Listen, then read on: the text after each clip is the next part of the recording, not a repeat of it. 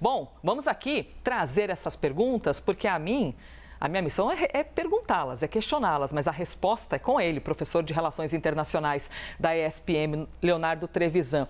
Professor, olha, muito suor e cobertura, hein? Nessa corrida eleitoral dos Estados Unidos. Já quero começar te perguntando, daqui para frente, esse posicionamento de Donald Trump pode mudar em algum aspecto com a chegada de Kamala Harris? O senhor avalia que a chegada da cinquentona, desculpe o etarismo, né? Mas é que já que faz parte do debate, da cinquentona, pode causar um abalo no setentão? Primeiro de tudo, bom dia, Elisa. Bom dia. Gostei da brincadeira com o etarismo. É a cinquentona e o setentão, não, quase o oitentão, né? Então vamos lá, né? Quando a gente olha para esse quadro, né? O bom humor é fundamental em tudo. Quando a gente olha para esse quadro, até para entender Donald Trump, né? Quando a gente olha para esse quadro, eu penso que a melhor, sabe, você já mencionou isso, que é a melhor prova de que Kamala Harris mexeu com Trump, mexeu com todo o planejamento de carreira.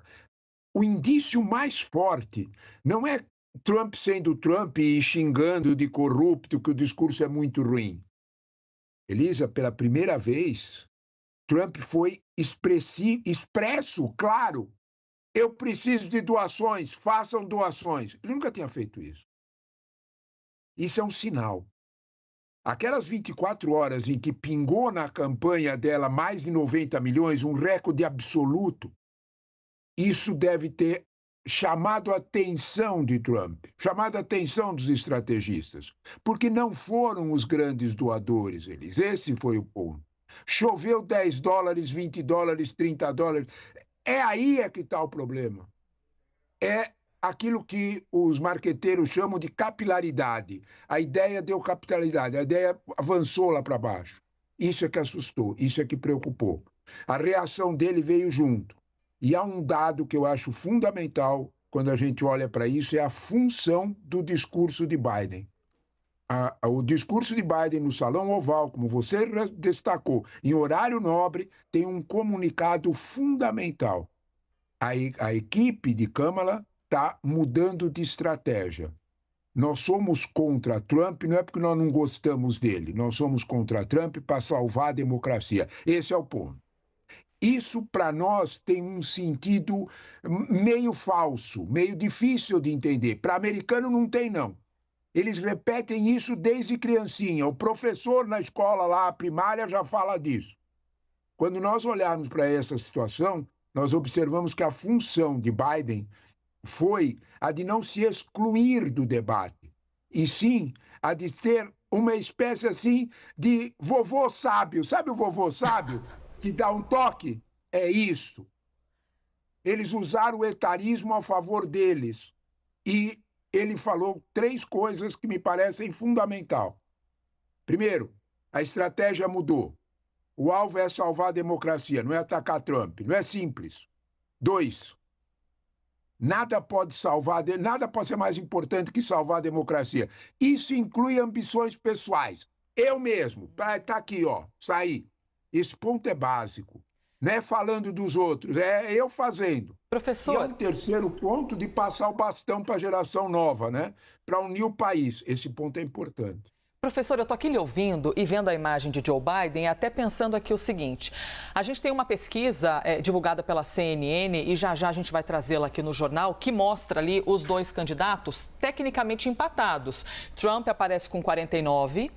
Kamala aparece com 46, mas nós temos uma margem de erro de 3 pontos. Ou seja, eles podem estar empatados ou Trump estar muito acima e Kamala estar ali muito abaixo nessa pesquisa. O senhor avalia que sensivelmente esse número pode mudar com o passar do tempo? Porque nós temos uma estrutura nos Estados Unidos que as pessoas já sabem como é Donald Trump enquanto candidato, enquanto presidente. Conhecem até certo ponto a Kamala Harris, porque nunca a viram como candidata à presidência dos Estados Unidos. O senhor avalia que daqui para frente a gente pode ter algumas surpresas nesse cenário eleitoral? Eu não tenho nenhuma dúvida sobre isso. Primeiro de tudo, sabe por quê, Liz? Pelo perfil pessoal da Kamala Harris. Ela cresce na briga. Esse é o ponto. Vamos olhar a história da Kamala Harris rapidinho. Se você olhar para ela, ela era uma simples promotora, mais uma em São Francisco, entre tantas. Ela desafiou o procurador-geral lá atrás, 2002, lá atrás, 20 anos atrás. Desafiou o procurador-geral, foi para a briga com o procurador-geral e ganhou a eleição.